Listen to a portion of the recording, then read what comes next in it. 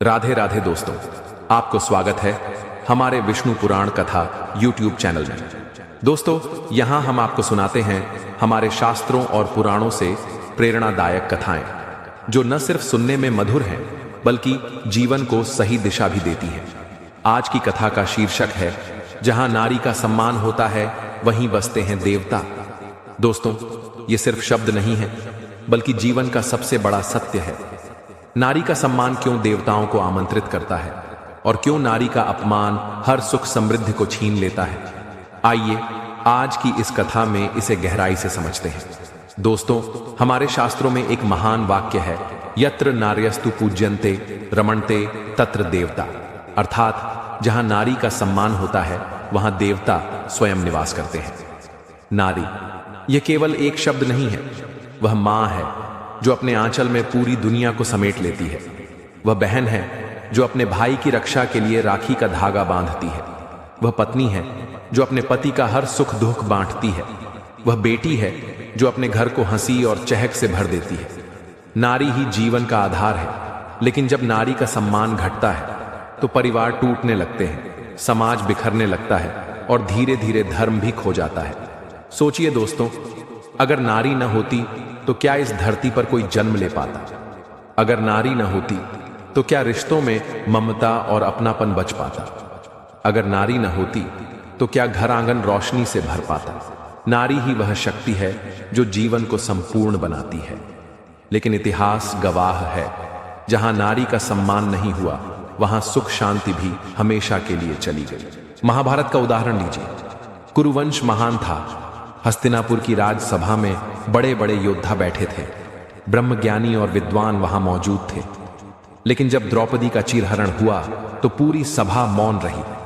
सोचिए दोस्तों, वह क्षण केवल एक स्त्री का अपमान नहीं था, वह पूरे धर्म का अपमान था। देवता भी उस दृश्य के साक्षी थे, लेकिन जब धर्म की नींव हिलती है तो परिणाम भी भयावह ही होता है। कुरुवंश का अंत हुआ। वह वंश जिसकी ताकत अपार थी, जो संसार पर राज्य करता था, कुछ ही वर्षों में नष्ट हो गया। क्यों? क्योंकि उन्होंने नारी का सम्मान नहीं किया। और जहां नारी का सम्मान नहीं होता, वहां से समृद्धि, शांति और सुख सदा के लिए विदा हो जाते हैं। दोस्तों, रामायण की ओर चलते हैं। लंका सोने की थी, रावण शक्तिशाली था, उसके पास असंख्य योद्धा और अद्भुत सामर्थ्य थी। लेकिन जब उसने माता सीता का हरण किया तो उसी क्षण से उसका विनाश निश्चित हो गया। क्योंकि यह केवल एक स्त्री का हरण नहीं था, यह नारी के सम्मान पर सीधा आघात था। और जहां नारी का अपमान होता है वहां देवता अपना निवास छोड़ देते हैं। रावण कितना भी बलशाली क्यों न था, उसका साम्राज्य कितना भी समृद्ध क्यों न था, लेकिन माता सीता के अपमान ने सब कुछ मिटा दिया। लंका जलकर राख हो गई, रावण का घमंड धराशायी हो गया और उसका वंश समाप्त हो गया। सोचिए दोस्तों, सोने की लंका का नाश क्यों हुआ? क्योंकि उसने नारी को वस्तु समझा, उसके सम्मान को चोट पहुंचाई। और यह सृष्टि उस अपमान को कभी सहन नहीं करती। अब जरा अपने जीवन की ओर देखें। अगर घर में मां न हो तो क्या उस घर में जीवन की मिठास रह पाएगी? अगर बहन न हो तो क्या भाई के जीवन में अपनापन और उत्सव रह पाएगा? अगर पत्नी न हो तो क्या पुरुष का जीवन अधूरा न रह जाएगा? और अगर बेटी न हो तो क्या घर आंगन में हंसी और चहक बच पाएगी? दोस्तों, नारी ही जीवन की धड़कन है। वह आंसुओं को छुपाकर मुस्कान देती है, वह अपने दुख को भुलाकर परिवार को संबल देती है। और जब पुरुष थक जाता है तो वही नारी अपनी करुणा से उसे फिर खड़ा कर देती है। लेकिन जब इस नारी का अपमान होता है तो वही करुणा क्रोध में बदल जाती है। और उसका क्रोध केवल घर को ही नहीं, पूरे वंश, पूरे समाज को हिला देता है। दोस्तों, हमारे शास्त्र केवल इतिहास नहीं बताते, वे हमें जीवन का सत्य भी समझाते हैं। आज भी सोचिए, जिस घर में नारी का सम्मान होता है वहां सुबह सुबह आरती की ध्वनि सुनाई देती है। वहां हर कोने में शांति और सुख बसता है। वहां घर छोटा हो सकता है, लेकिन दिल हमेशा बड़े रहते हैं। और दूसरी ओर, जहां नारी को अपमानित किया जाता है वहां अमीरी भी बेकार लगती है। वहां रिश्ते टूट जाते हैं, वहां से सुख समृद्धि ऐसे गायब हो जाती है जैसे अंधेरे में दीपक बुझ जाता है। दोस्तों, नारी केवल गृहिणी नहीं है, वह गृह लक्ष्मी है। वह अपने आंगन को मंदिर बना देती है। वह अपने परिवार को देवताओं का आशीर्वाद दिला देती है। इसलिए कहा गया है, नारी का सम्मान करना केवल कर्तव्य नहीं बल्कि धर्म है, पुण्य है और यही जीवन का आधार है। अब सोचिए दोस्तों, ईश्वर ने भी कभी अकेले पूर्णता प्राप्त नहीं की। शिव तभी पूर्ण हैं जब उनके साथ शक्ति है, विष्णु तभी संपूर्ण हैं जब माता लक्ष्मी उनके साथ हैं, और राम तभी मर्यादा पुरुषोत्तम कहलाए जब सीता उनके साथ थी। यह केवल संयोग नहीं है, यह सृष्टि का नियम है। पुरुष और स्त्री मिलकर ही पूर्ण हैं, और जब एक दूसरे का सम्मान करते हैं तो वही घर, वही समाज, वही राष्ट्र स्वर्ग के समान बन जाता है। लेकिन जब अहंकार, अपमान और तिरस्कार बढ़ने लगता है तो वही घर नरक में बदल जाता है। नारी का अपमान केवल स्त्री का नहीं होता, वह पूरे परिवार, पूरे वंश और पूरे समाज का अपमान होता है। दोस्तों, नारी का सम्मान करने से ही देवता प्रसन्न होते हैं, और जब देवता प्रसन्न होते हैं तो जीवन में सुख, शांति और समृद्धि अपने आप आ जाती है। दोस्तों, हमारे वेदों ने स्पष्ट कहा है, यत्र नार्यस्तु पूज्यन्ते रमणते तत्र देवता, यानी जहां नारी का सम्मान होता है वहीं देवता निवास करते हैं। यह केवल एक श्लोक नहीं बल्कि जीवन का गहरा संदेश है।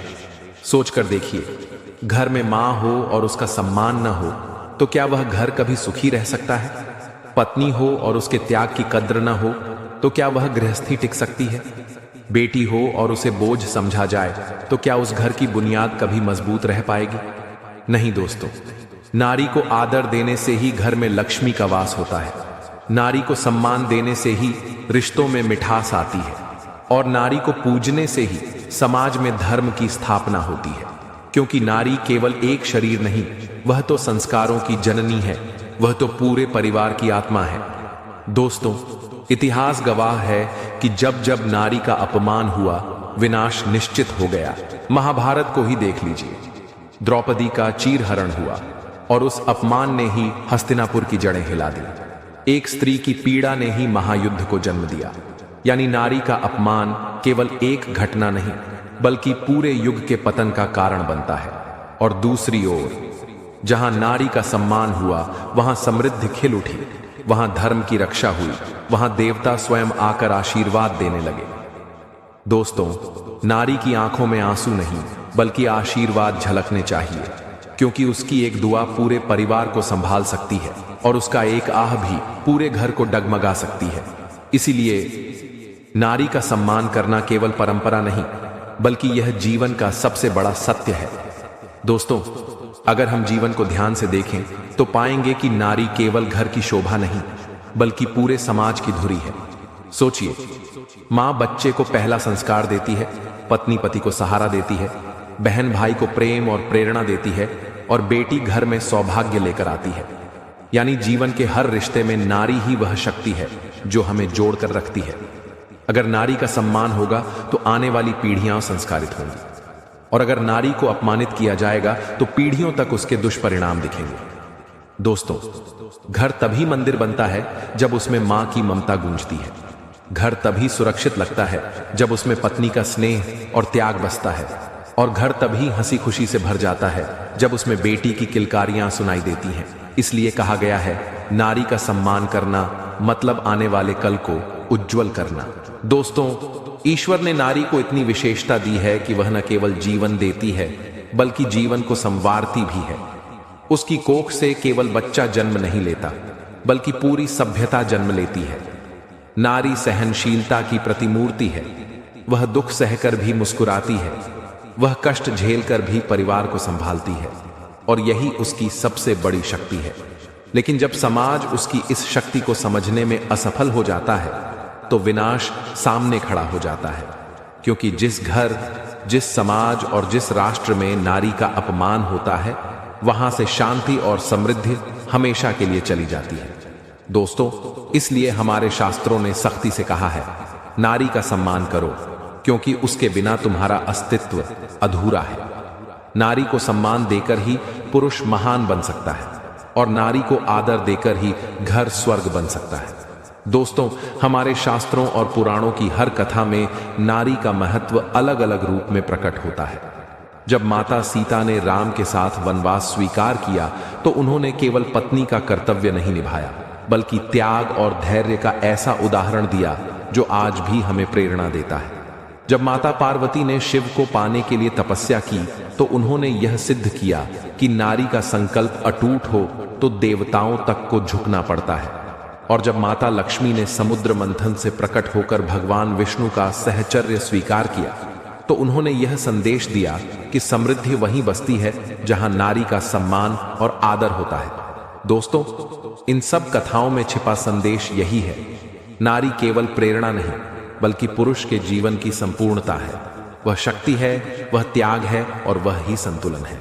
दोस्तों, सोचकर देखिए, अगर नारी का अस्तित्व न हो तो जीवन कैसा लगेगा।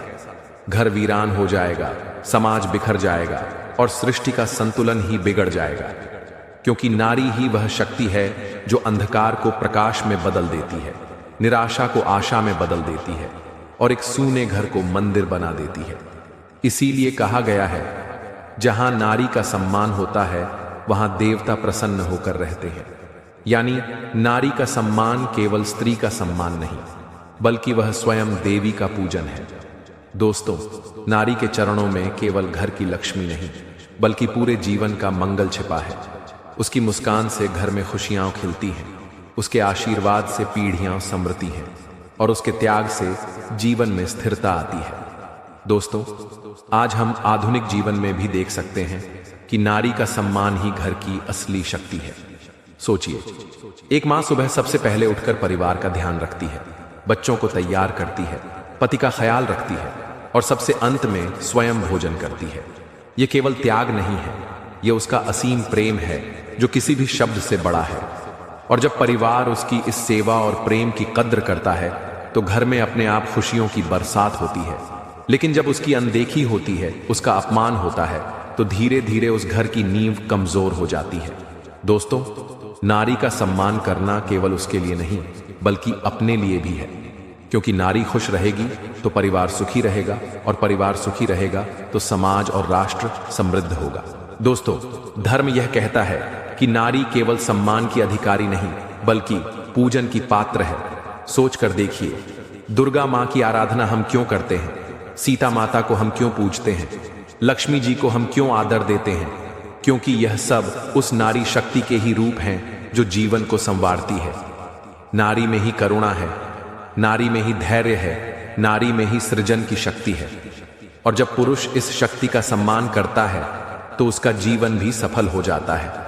दोस्तों, शास्त्रों का यही संदेश है, यदि तुम ईश्वर को पाना चाहते हो तो पहले नारी का सम्मान करना सीखो। क्योंकि नारी ही जीवन का पहला द्वार है और नारी ही उस द्वार की रखवाली करने वाली शक्ति है। दोस्तों, नारी केवल घर की शोभा नहीं है, वह संस्कारों की जननी है। बचपन में मां जो सिखाती है वही आगे चलकर चरित्र और आचरण बन जाता है। अगर मां बच्चे को ईमानदारी और करुणा सिखाए तो वही बच्चा बड़ा होकर समाज का आधार बनता है। अगर मां बच्चे को धर्म और सत्य का पाठ पढ़ाए तो वही आगे चलकर राष्ट्र का रक्षक बनता है। दोस्तों, इसीलिए कहा गया है कि मां पहली गुरु है। अगर नारी का सम्मान होगा तो संस्कारों की धारा शुद्ध होगी और अगर नारी का अपमान होगा तो पीढ़ियां अंधकार में डूब जाएंगी। इसीलिए नारी केवल व्यक्ति को नहीं बल्कि पूरे युग को गढ़ती है। उसका सम्मान करना मतलब भविष्य को सुरक्षित करना। दोस्तों, जब घर में कोई देवी देवता की मूर्ति स्थापित करता है तो सबसे पहले घर की नारी आरती करती है। वह दीपक जलाती है और उसी रोशनी से पूरा घर उज्जवल हो जाता है। यह केवल एक परंपरा नहीं बल्कि इसका गहरा अर्थ है। नारी ही वह दीपक है जो जीवन के अंधकार को दूर करती है। वह अपने स्नेह से, अपने त्याग से घर को रोशनी से भर देती है। लेकिन जब उस दीपक की लौ का अपमान किया जाए तो जीवन में अंधकार फैल जाता है और जब उसका सम्मान किया जाए तो वही दीपक सुख, शांति और समृद्धि का कारण बन जाता है।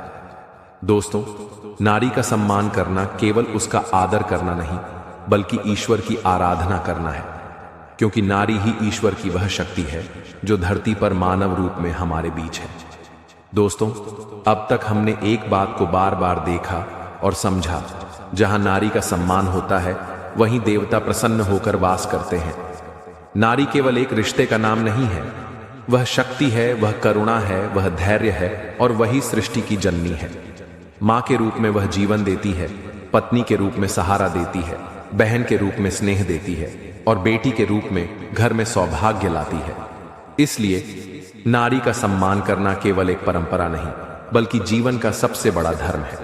जहां नारी की पूजा होती है, वहां लक्ष्मी बसती है, वहां शांति और समृद्धि स्थायी हो जाती है। दोस्तों, आज का यह संदेश हमें यही याद दिलाता है कि नारी का सम्मान करना ही ईश्वर की आराधना करना है। दोस्तों, अगर आपको यह कथा पसंद आई हो तो कृपया हमारे विष्णु पुराण कथा YouTube चैनल को लाइक, शेयर और सब्सक्राइब जरूर करें, ताकि इस दिव्य संदेश को और भी लोगों तक पहुंचाया जा सके। आपके सहयोग से ही हम और भी धार्मिक और प्रेरणादायक कथाएं आपके सामने ला पाएंगे। दोस्तों, प्रेम से बोलो राधे राधे।